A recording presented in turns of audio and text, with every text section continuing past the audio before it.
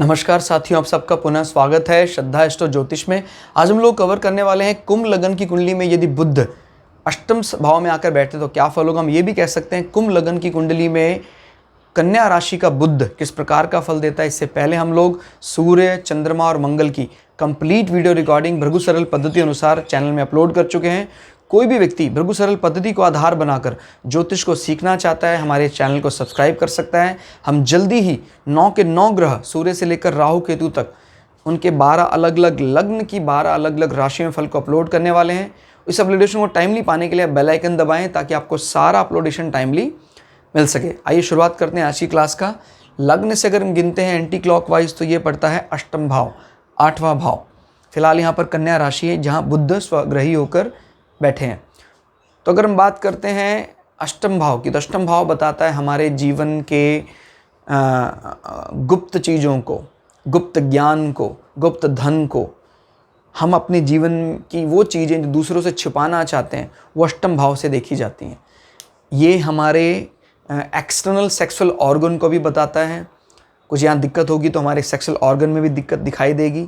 अष्टम भाव हमारे ससुराल पक्ष को बताता है। अष्टम भाव किसी की मृत्यु से होने वाले जैसे बीमा से होने वाली फ़ायदे को बताता है। अष्टम भाव अकल्ट नॉलेज, तांत्रिक साधनाएं, इस प्रकार की साधनाओं को भी बताता है। अभी बुध यहाँ पर स्वग्रही हैं और इस राशि में बुध उच्च के होते हैं। याद रखिएगा, बुध एक लौते ऐसे प्लैनेट है जो अपने ही घर में मूल त्रिकोण भी होते हैं और अपने ही घर में उच्च के होते हैं। तो कन्या राशि इनको सबसे ज़्यादा पसंद है किसी भी राशि से। तो जब वो यहाँ आके बैठते हैं तो पूरे बली हो जाते हैं, पूरे मौज में होते हैं। एक बात लेकिन ध्यान रखना है कि 6, 8, 12 जैसे भावों के लिए मुख्य रूप से मैलेफिक प्लैनेट को या क्रूर ग्रहों को अच्छा माना जाता है। अभी ये चंद्रमा का नंबर भी, बुध का नंबर, ये दोनों नंबर 6 और 8 में फ़िलहाल जो कुंभ लगन की कुंडलियों में वो अच्छा नहीं है। प्रायः जो मूल रूप से माना जाता है कि भाई यहाँ पर कुछ डटकर मुकाबला करने वाले मंगल, शनि जैसे ग्रहों के नंबर होने चाहिए।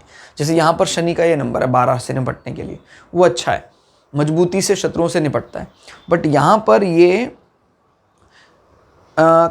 जीवन में जो कष्ट आते हैं सारे, अगर जैसे बुध फेवरेबल ना होता तो उसका जो रवैया है कष्टों से निपटने का वो बड़ा पोलाइट होता, इतना ज़्यादा एग्रेसिव ना होता, तो कई बार शत्रु हमें कमज़ोर समझने लग जाते हैं। जैसे चंद्रमा मान लीजिए इस कुंडली में ख़राब हो जाए तो हमारी जो इमोशनली अटैच होने की जो प्रॉपर्टी उसको शत्रु हमारी कमी समझने लग जाता है। जबकि ये खूबी है कि हम शत्रुओं से या किसी भी व्यक्ति से इमोशनली अटैच हो जाते हैं।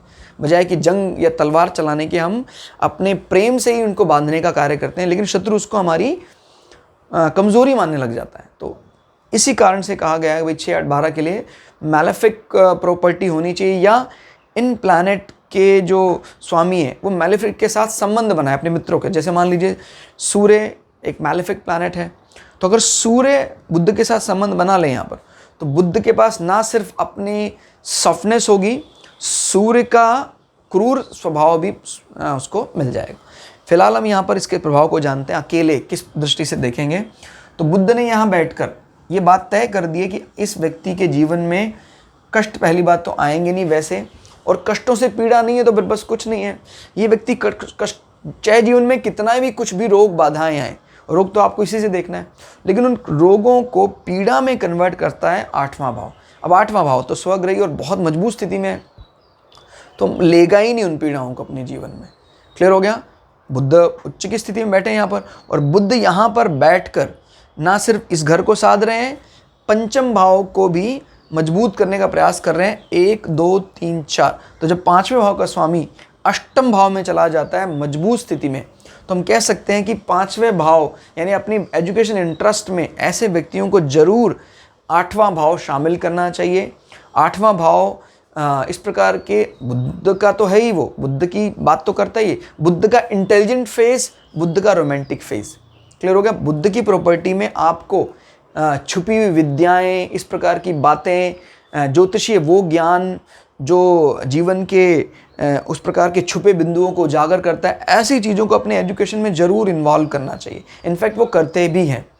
और किसी की मृत्यु से होने वाले आय, इस प्रकार के भी कई प्रोफेशनल एजुकेशन को भी वो अपना एजुकेशनल इंटरेस्ट बना सकता है। बीमा पॉलिसी, क्योंकि वो बीमा का भी भाव कहा जाता है अष्टम भाव, और अष्टम भाव में जब आके बैठता है स्वामी तो ये बात बताता है कि आपके एजुकेशन सर्टिफिकेशन कोर्सेज में आपके ससुराल पक्ष ने भी आपको काफ़ी मोटिवेट किया, आपको बल दिया।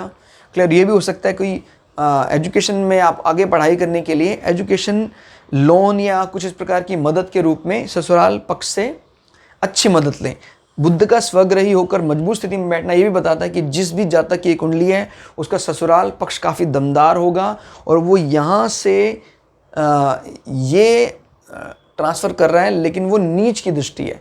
क्लियर हो गया? वो देगा ज़रूर, लेकिन वो आपके कुटुंब के सुख की बजाय दुख पैदा करेगा। माने हो सकता है कि आप अपने घर में आपके घर वाले जो भी आपके रिश्तेदार हैं वो ये मानते हो कि यार आपका ससुराल पक्ष तो आपको बड़ा कमज़ोर समझता है, या वो अपने आप को ज़्यादा बलवान समझते हैं। इस प्रकार की इमेज बनने लग जाती है, जबकि आपका खुद का ससुराल पक्ष के प्रति रवैया बड़ा ज़्यादा अच्छा रहेगा, इसमें कोई दो राय नहीं है। और अब बुद्ध की कनेक्टिविटी कितने से ये भी देख लेते हैं, 1 2 3 4। जब पंचम भाव का स्वामी अष्टम भाव में अपने से 4 होकर पड़ा है तो इसका अर्थ क्या है, और अच्छी मजबूत स्थिति में पड़ा है तो मतलब क्या है, आपका एजुकेशन आपके ससुराल पक्ष की तरफ उससे होगा, और जो 4 नंबर जो आपको सुख दिलाने वाला होगा, 4 नंबर यानी सुख है, माता की बात भी करता है, और 4 नंबर हमारे अपने घर की भी बात करता है, हमारे वाहन की भी बात करता है। तो कहीं ना कहीं आपका एजुकेशन कंप्लीट होने पर या आपके एजुकेशन के दौरान आपको मदद इन सारे विषयों में कहाँ से मिल सकती है, ससुराल पक्ष से मिल सकती है। आपको उस ईश्वरीय ज्ञान तक जाने में बिल्कुल सहायता करेगा जिसके लोग ख्वाब देखते हैं कि मुझे ईश्वर को मनाना चाहिए, मुझे कोई साधना करनी चाहिए। ऐसे व्यक्ति निश्चित कोई साधना में प्रवीण हो जाते हैं। संध्या करना, इस प्रकार का वो करना, कर्म जो है इनका जारी रहता है, और बड़े सेटिस्फाई रहते हैं अपने ईश्वरीय प्रेम के प्रति, बड़े वफादार रहते हैं। अष्टम भाव का मजबूत होना ये पुष्टि करता है कि आगे चलकर जब ये इनका रिटायरमेंट लाइफ होगी तो ये लोग बड़े शांत, कोई भी चौथे का मजबूत होना, क्योंकि ये भी मोक्षा, 8वें का मजबूत होना ये भी मोक्षा, 12वें का मजबूत ये भी मोक्षा।